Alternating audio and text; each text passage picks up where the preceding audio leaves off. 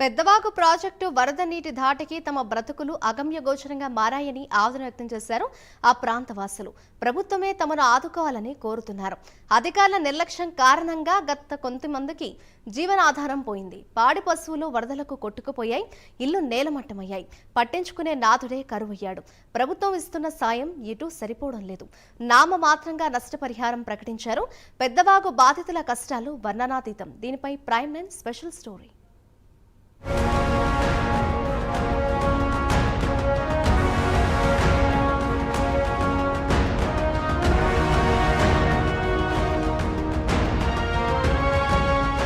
ఇటీవల భారీ వర్షాలకు భద్రాద్రి కొత్తగూడెం జిల్లా అశ్వరావుపేట మండలం పెద్దవాగు ప్రాజెక్టు కట్ట తెగడంతో ఆ ప్రాంతంలో తీవ్ర నష్టం సంభవించిన సంగతి తెలిసిందే. కానీ ఇప్పటికీ ప్రభుత్వం బాధితులను ఆదుకోకపోవడం చర్చనీయాంశమవుతోంది. అశ్వరావుపేట మండల పరిధిలోని నారాయణపురం, కొత్తూరు, బచ్చువారిగూడెం గ్రామంలో వరద పోటుకు గురై 200 ఎకరాల్లో పంట దెబ్బతింది. ఈ నేపథ్యంలో ప్రభుత్వమే తమను ఆదుకోవాలని రైతులు కోరుతున్నారు. ఆ ప్రాంతంలో రైతులు ఎప్పటిలాగానే పొలం పనులు చేసుకుంటూ ఉండగా ఒక్కసారిగా వరద చుట్టుముట్టడంతో వరద నీటిలో చిక్కుకున్నారు. జిల్లా అధికార యంత్రాంగం, రాష్ట్ర ప్రభుత్వం చొరవతో ఎన్డీఆర్ఎఫ్కు చెందిన హెలికాప్టర్లు పంపడంతో వారి ప్రాణాలైతే కాపాడుకోగలిగారు. కానీ పండిన పంటను కాపాడుకోలేకపోయారు. పొలాన్ని నమ్ముకుని బ్రతుకుతున్న వాళ్లను ఈ వరద నాశనం చేయడంతో ఆవేదన వ్యక్తం చేస్తున్నారు.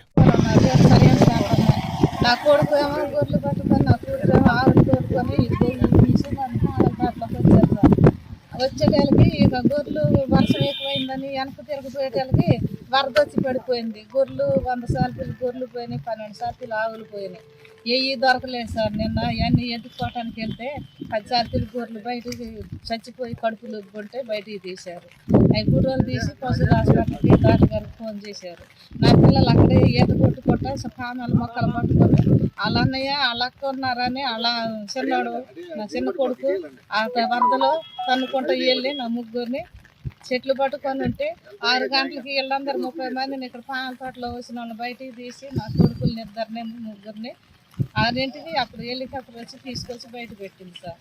నా పిల్లల నిష్కారణంగా వాళ్ళు కూడా చనిపోను. నా పోయి నేను రోడ్డును పడ్డట్టు బయటపడి ఏడుకున్నాను. ఏదైనా మీరే పరిష్కారం చేసి మమ్మల్ని న్యాయం చేయాలి.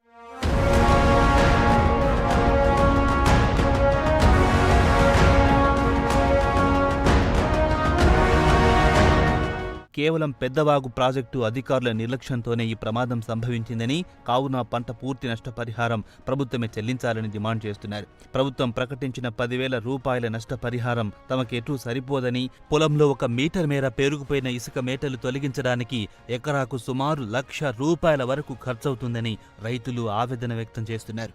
అదేవిధంగా ఈ ఇసుక మేటలను తరలించడానికి రెవెన్యూ యంత్రాంగం కూడా తమకు సహకరించాలని, ఇసుకను బయటికి తరలించి అమ్ముకోవడం ద్వారా జరిగిన నష్టంలో కొంత పూడ్చుకోగలుగుతామని రైతులు చెబుతున్నారు. తక్షణమే రెవెన్యూ అధికారులు ఇసుకను బయటకు తరలించేందుకు తమకు పర్మిషన్ ఇవ్వాలని కోరుతున్నారు. నా పేరు చక్రం స్వామి ద్వారా అశ్వరావుపేట తెలుగుదేశం పార్టీ నియోజకవర్గ ఇన్ఛార్జిని. గత నెలలో జరిగినటువంటి అకాల వర్షాల వల్ల పెద్దవాగు ప్రాజెక్టు తెగిపోవడం జరిగింది. దానిలో భాగంగా దాని కింద విస్తీర్ణంలో భాగంగా 2,000 ఎకరాల తెలంగాణలో ఉంది. ఆ తెలంగాణ ప్రాంతంలో కూడా వరద తాటికి కోతలు, ఇసుక మేటలు పోసాయి. తద్వారా వెంబటే ప్రభుత్వంలో ఉన్నటువంటి అధికారులు, మంత్రులు కూడా దాన్ని విజిట్ చేశారు. కానీ ఆ రోజు జరిగినటువంటి పరిణామాల్లో అంచనా వేస్తాం, వెంబటే దీనిపైన స్పందించి అధికారులు కూడా దీనిపైన నివేదిక ఇస్తారు, మరామతులు చేస్తాం. రైతు వారిగా కానీ లేదా పేదలు ఇళ్లలో మునిగిపోవటం జరిగింది, దానికి కూడా నష్టపరిహారం ఇస్తామని చెప్పారు. కానీ ఇప్పటి వరకు కూడా ఎవరికి ప్రభుత్వం నుంచి ఏమీ అందలేదు. ఇటీవల రెవెన్యూ వారిని మేము అడగ్గా 70 ఇళ్ళు ముప్పుకు గురయ్యాయి. వాటికి కాంపన్సేషన్ కూడా ప్రభుత్వం నుంచి కూడా ఏమీ రాలేదు.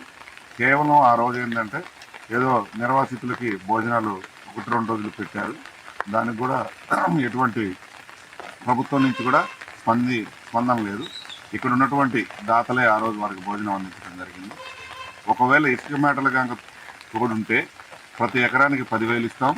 అలానే ఎవరైనా జీవాలు కనుక వరదలో కొట్టుకుపోయి చనిపోతే ప్రతి జీవానికి 3,000 నుంచి 5,000 రూపాయలు ఇస్తామన్నారు. ఇంతవరకు కూడా ప్రభుత్వ అధికారులు కానీ ఈ రాజకీయ నాయకులు కానీ ఎవరు పట్టించుకోవట్లేదు. రాజకీయ నాయకులు అంటే మన జిల్లాలో 3 మంత్రులు ఉన్నారు. ఇది అనుకోనటువంటి విపత్తు. ఇంతవరకు కూడా ప్రభుత్వం నుంచి సహాయ సహకారం రాలేదు అంటే ప్రభుత్వం యొక్క నిర్లక్ష్యం ఎలా ఉందనేది ప్రజలే చెప్పుకుంటున్నారు. అంటే రైతు వారీగా ఉన్నటువంటి భూములలో నిరాశ్రులయ్యారు. ఆ ఇసుక మేటలు ఎమ్మటే తొలగించుంటే మరలా అవి పొలాలు వేసుకునేటివి కాబట్టి కంపల్సరీగా వర్షాలు అనేటివి జూన్ జూలైలో ఉంటాయి, ఆగస్టు వరకే ఉంటాయి కాబట్టి ఇంతవరకు ప్రభుత్వం వాటిపైన చర్యలు తీసుకోలేదు. వాటిని తక్షణమే చేయాలని కోరుకుంటున్నాం.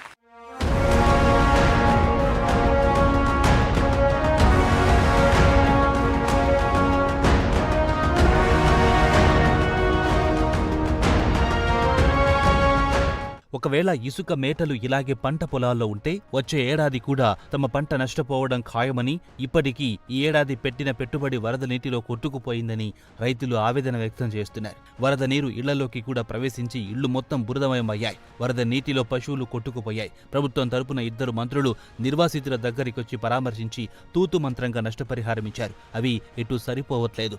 అధికారులు చేసిన తప్పులకు తమ బ్రతుకులు బుగ్గిపాలయ్యాయని పెద్దవాగు బాధితులు వాపోతున్నారు. ఇప్పటికైనా ప్రభుత్వం స్పందించి తమకు న్యాయం చేయాలని బాధితులు కోరుతున్నారు.